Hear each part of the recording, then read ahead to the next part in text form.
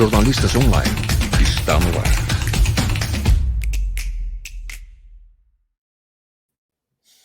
Olá, sejam bem-vindos ao Jornalistas Online e ao Me Explica, que é o programa aqui do Jornalistas Online que explica assuntos importantes, interessantes e atuais de um jeito simples, acessível e direto.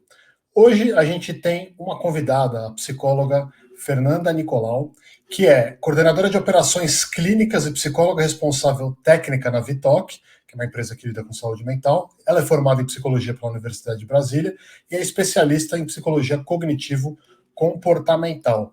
Eu convidei aqui a Fernanda para falar de um assunto importante, que é o Setembro Amarelo, que é um mês de conscientização, né, sobre o suicídio, que é uma coisa que todo ano tem, a gente ouve falar bastante, mas, enfim, eu queria entender melhor por que é importante falar sobre isso, o que é o Setembro Amarelo exatamente, o que a gente discute. Então, por isso estamos aqui com a Fernanda. Fernanda, seja bem-vinda. Obrigada, Diogo. Fernanda, então vamos lá.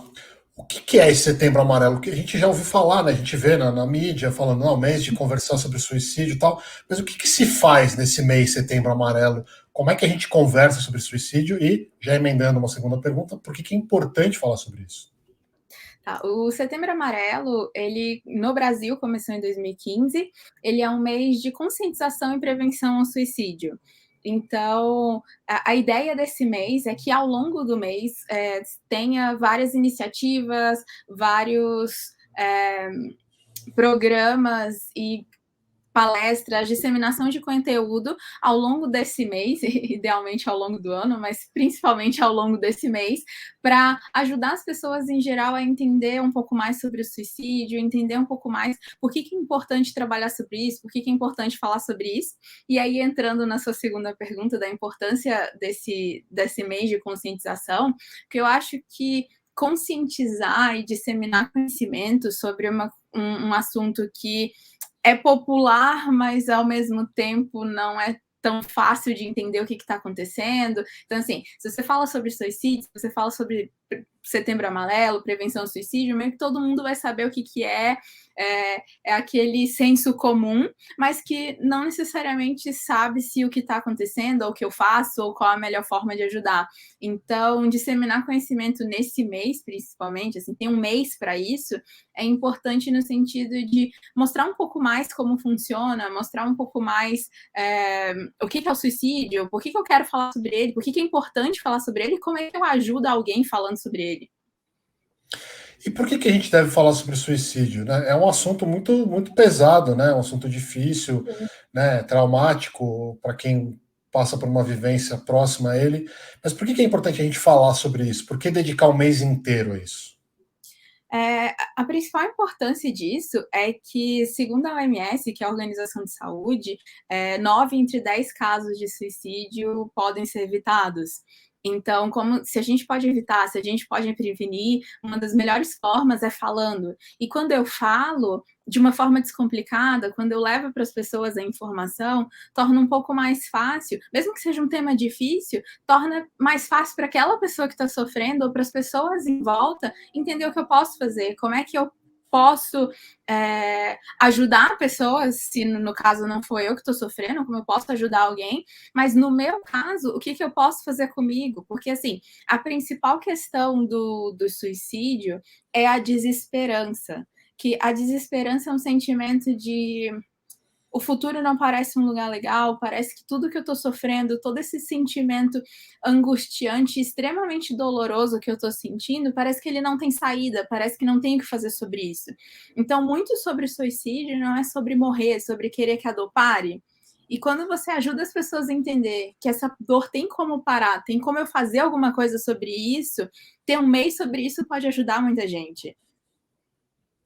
E vamos dizer assim, eu sou uma pessoa que está interessada no assunto, né? Eu acho importante. A gente vê muitos materiais por aí circulando, mas como é que o que uma pessoa que quer ajudar alguém que eventualmente esteja passando por uma situação difícil, o que ela pode fazer na prática para ajudar? Eu acho que o primeiro ponto é que, apesar de ter muito conhecimento, é difícil entender o que eu faço quando alguém está sofrendo, principalmente quando eu me importo com esse alguém, né? Porque quando a gente está de fora, quando aquela pessoa não é tão importante assim, não quer dizer que eu não me importe com a dor dela, mas quando não é próximo, é muito mais fácil colocar de fora da situação e ajudar. Mas quando eu estou ali perto, eu vejo o outro sofrendo, eu quero que aquela dor pare agora. Então, eu acho que o primeiro ponto se colocar para a pessoa no sentido não de que eu vou conseguir tirar a sua dor ou mudar a sua dor, mas me colocar no sentido de eu tô aqui. Talvez eu não entenda tudo, talvez ainda não saiba o que você está sentindo, mas eu tô aqui. Se você quiser conversar, se você quiser que a gente procure ajuda junto, a gente pode procurar ajuda junto. Se você quiser que eu procure ajuda por você, eu também posso procurar por você. Essa disponibilidade de saber que não tá sozinho já ajuda muito. E em questão de conhecimento, a internet está aí para o bem e para o mal, né? Dá para procurar e dá para encontrar tudo. Então, eu acho que vale, depois desse ponto de, ok, eu me coloquei aqui, se a pessoa se abrir com você no sentido de contar um pouco da dor dela, você pode procurar de uma forma mais específica, assim. Porque, geralmente, o suicídio acontece principalmente em questões que tem pessoas que têm algum transtorno psiquiátrico grave. A maioria dos casos envolve depressão, ou um transtorno bipolar, ou uma esquizofrenia, questões com drogas e álcool. Então, assim, se eu sei especificamente qual é o problema, fica um pouco mais fácil de procurar. Então, eu entender como a depressão funciona, entender como o transtorno bipolar funciona, porque até consigo falar um pouco mais com a pessoa sobre isso, ou que procurar de ajuda. Mas quando eu não sei, quando eu não tenho ideia do que está acontecendo, o primeiro passo é esse acolhimento e talvez o segundo entraria, e o que eu faço? Então, quem eu procuro? Onde é que eu vou?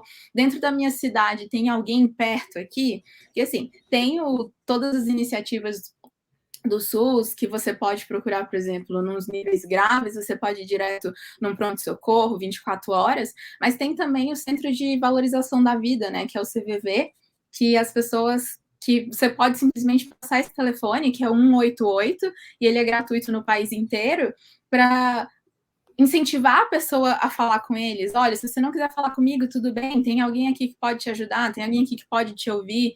Se você não quiser me ouvir, só saiba que você não está sozinho. Então, esse acolhimento, esse apoio social é muito importante.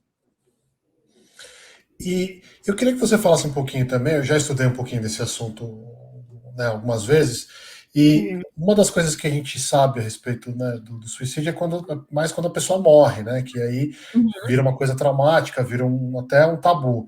Mas existem alguns momentos antes, existe também o que a gente chama de ideações suicidas, né? Eu queria que você explicasse um pouquinho para mim o que é isso, o que são essas ideações suicidas, e por que elas são importantes nesse processo. E a ideação, ela é basicamente aquele ponto antes do ato. E aí a ideação tem vários níveis. A pessoa pode pensar em suicídio no sentido de, seria legal se eu não estivesse vivo, ou as pessoas não vão se importar, ou não faz sentido eu estar vivo, que aí é aquele primeiro pensamento, aquela primeira ideia. Tem a ideação para o ato mesmo, que é ok, já que eu não deveria estar vivo, eu começo a criar um plano, eu começo a me planejar, eu começo a pensar, e como é que eu faria isso? O que eu faria para tirar a minha própria vida, para tirar a dor? E aí, a ideação do ato, ela é bem mais grave do que só o fato de pensar. Porque, assim, eu posso pensar sobre morrer e não necessariamente querer me matar. E é uma questão até não tão disseminada, não tão clara para as pessoas, que geralmente as pessoas que pensam sobre suicídio, como eu falei, nem sempre é sobre morrer, é sobre querer que a dor pare. Então, por exemplo, com Covid agora, muitas pessoas que estão sofrendo com depressão, alguma questão que pensaram em suicídio, que agora entraram depois da pandemia, estão com todos os cuidados, sabe? Estão com distanciamento, estão usando máscara, porque você pensaria, se a pessoa quer morrer, ela poderia ir lá e se contaminar, porque, assim, tem muito a ver com o que está acontecendo comigo, como eu quero me livrar dessa dor, e não necessariamente não existir mais. Então, nesse sentido da ideação, e é muito importante falar sobre isso. Às vezes a gente acha que falar sobre suicídio ou falar para a pessoa, porque você quer morrer, e usar essas palavras fortes, sabe? Porque tem um impacto, tipo, de você quer se matar, eu percebo sobre isso. Às vezes a gente acha que falar isso vai fazer com que a pessoa faça alguma coisa, vai fazer com que ela saia do pensamento para o ato. Mas às vezes falar tem um impacto muito grande na pessoa e faz com que se tenha o efeito contrário. Em vez de eu me matar, eu vou te dizer por que eu quero morrer, e aí às vezes eu te ajudo a procurar uma outra solução. Então, quando a gente fala sobre temas sensíveis, a gente fica às vezes com um pouco de medo sobre como falar ou como abordar o assunto. E com suicídio, geralmente direto, de uma forma direta, tende a ser melhor. E é importante, muito importante, olhar para essa questão da ideação, do pensamento. Se você perceber, por exemplo, porque, como você falou, o ato tem um impacto muito maior, as pessoas percebem muito mais o ato, e aí não tem muito o que fazer depois disso, né? Na verdade, não tem nada o que se fazer depois disso. Então, se você nota que a pessoa está se comportando de uma forma diferente, que ela está se a pessoa era muito animada, ela está se arracuando, se ela está se recuando e começou a ficar muito animada. Então, qualquer coisa muito fora da caixa da pessoa, sabe, muito além, não quer dizer que ela esteja pensando em suicídio, ou que é algo muito errado, ou que é algo, na verdade, não errado, porque não é errado pensar sobre suicídio, mas que é algo muito grave, muito impactante está acontecendo na vida daquela pessoa. Mas é interessante perguntar, sabe? Seja direto, tá acontecendo alguma coisa? Eu tô aqui por você. Porque e é o slogan da campanha de suicídio, né? De que passava vidas. E por que a gente tem tanto medo de falar sobre isso, Fernanda? Por que é um assunto tão tabu ainda, tão difícil de falar, na sua opinião e na sua experiência? Por que as pessoas evitam? Eu acho que o maior medo de falar sobre isso tem a ver um pouco com o que eu falei agora atrás, de ser um tema sensível, sabe? Se eu falar, eu posso impactar de forma negativa, e ninguém quer impactar alguém de forma negativa. E às vezes eu fico com medo de me expressar e falar a coisa errada, sabe? Como se o que eu fizesse, em vez de tirar a pessoa da borda, empurrasse ela para o precipício, sabe?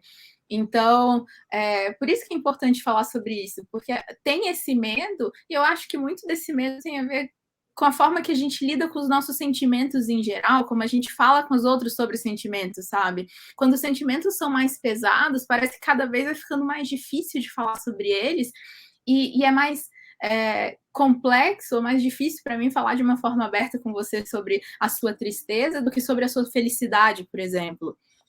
Então, e muito que eu percebo tem a ver com isso, com esse medo de fazer algo errado, medo de agir errado, e por causa da minha ação, do que eu fiz, você fazer alguma coisa. Só que geralmente tende a ser o contrário, falar ajuda muito mais. Então, mas acaba tendo medo, porque se eu nunca vivenciei essa situação, se eu não tenho nem ideia do que fazer a partir daqui, como é que eu vou saber que o que eu vou dizer para você vai ser positivo ou não? Entendi. E eu queria que você me desse assim alguns exemplos. Você já falou algumas coisas, mas eu queria que você me desse alguns exemplos de coisas assim que, como a gente pode conversar com pessoas que a gente identifica, né, que estejam pensando em suicídio ou estejam passando por um momento muito difícil, e coisas que a gente deve evitar também, né, coisas que não é legal falar, que não é legal, enfim, maneiras de abordar que não são tão produtivas, digamos assim. Uhum. Eu vou começar pelo produtivo e depois eu vou pro improdutivo, nesse sentido, assim. Eu acho que a principal forma de abordar, quando você perceber, por exemplo, que eu falei aquele fora da caixa da pessoa, se você perceber que ela não tá tão bem, que não tá, que tá alguma coisa está diferente sobre ela, acho que o primeiro ponto é de dizer, eu estou aqui por você. E às vezes pode ser com essas palavras, sabe? Eu não sei o que está acontecendo, eu notei que você está assim, aí você pode dar exemplos, eu notei que isso aconteceu, eu notei que você fez isso, notei que você faltou tal coisa, ou que você começou a ir para tais coisas, tá tudo bem? Essa primeira pergunta do tá tudo bem pode criar esse espaço para a pessoa falar. E se ela ainda assim não se sentir confortável de dizer, ou ela fala, não, tá tudo bem, ou ela fala, não tá bem, mas não quero falar sobre isso, nos dois cenários, você pode dizer para a pessoa, ok, mas se tiver alguma coisa acontecendo, eu estou aqui. Se você quiser falar comigo, se você quiser me dizer o que está acontecendo, se você não quiser me dizer o que está acontecendo, tudo bem. Se você precisar de ajuda para procurar alguma coisa, eu também posso te ajudar. Então, eu acho que é essa abertura, esse espaço para a pessoa se expressar, sem necessariamente tentar, sem ser aquela coisa do, vai passar, vai ficar tudo bem. Porque por mais que eu saiba, e aí eu vou pro lado do que não é tão interessante se dizer, por mais que a gente saiba que sim, dá para ficar tudo bem, sim, tem como melhorar, mas às vezes dizer aquilo para a pessoa naquele momento, quando parece que nada tem saída, quando parece que eu não tenho o que fazer, tira um pouco do acolhimento que eu tenho com você, sabe? Eu deixo de me colocar no seu lugar, eu deixo de te acolher para... Às vezes parece desmerecer o sentimento da pessoa, mesmo que não seja o que eu quero fazer com isso. Mas esse dizer tudo vai ficar bem, ou é só uma fase, ou qualquer uma dessas frases que a gente acha que tem um impacto positivo, pode fazer com que a pessoa não se sinta acolhida no sentido de não tá tudo bem, eu não vejo como tudo vai ficar bem. Ok, eu sei que é só uma fase, principalmente nos casos de depressão, por exemplo, porque um dos fatores muito comuns na depressão é a pessoa ter um viés, uma visão muito negativa do mundo e de si mesma. E aí, quando eu sinto que eu já estou falhando em tudo, quando eu sinto que tudo não está dando certo, e às vezes vem uma culpa sobre mim com isso, quando a pessoa fala de que é só uma fase, vai passar, pode aumentar o peso de sentir de como é que, se é só uma fase, eu não consigo fazer passar. Como é que... E aí aumenta o peso de incapacidade da pessoa. Então, às vezes, essas frases positivas demais podem ter um efeito negativo na pessoa nesse sentido. Então, acho que o que vale é isso. Eu estou aqui para te ouvir. Eu posso não entender o que está acontecendo com você, mas eu estou para te ouvir. Muito mais do que dizer, tudo vai ficar bem, é só esperar que passa, ou qualquer coisa nesse sentido. E até quero dar o meu testemunho pessoal a respeito disso, porque eu tenho, né? Estou em tratamento contra a depressão e ansiedade crônica já há alguns anos, e é muito ruim ouvir isso, né? A pessoa fala, não, mas tá tudo bem, você tem tudo na vida, por que você está se sentindo assim? Isso não ajuda, tá, gente? Isso faz a pessoa se sentir pior ainda, porque a gente não está escolhendo ficar aflito, não está escolhendo ver as coisas de um jeito negativo. Não é uma questão de só mudar a lente do óculos que tudo muda, é uma coisa que está fora do controle e que precisa de ajuda, às vezes precisa de remédio, precisa de tratamento psicológico, enfim, de uma série de intervenções para que a pessoa consiga, né, sair daquele estado tão negativo, tão difícil. Bom, Fernanda, obrigado, né? Obrigado pela conversa. Só para lembrar aqui, conversamos aqui com a Fernanda Nicolau, que é psicóloga. Ela explicou para a gente o Setembro Amarelo e a importância de conversar sobre suicídio. Muito obrigado, viu, Fernanda? Obrigada a você pelo espaço, foi muito bom. É sempre importante falar, né? Porque falar salva vidas, pode salvar vidas. Então, quanto mais as pessoas, a gente conseguir conscientizar as pessoas e criar esse espaço em que as pessoas se sintam seguras, tanto para falar com o outro, quanto para eu me abrir sobre o que está acontecendo, é muito importante. Ótimo, Fernanda, muito obrigado. Pessoal, obrigado. E vocês já sabem, toda terça-feira tem vídeo novo aqui no Jornalistas Online, como me explica, falando sobre algum assunto importante e interessante do noticiário. Obrigado e até semana que vem.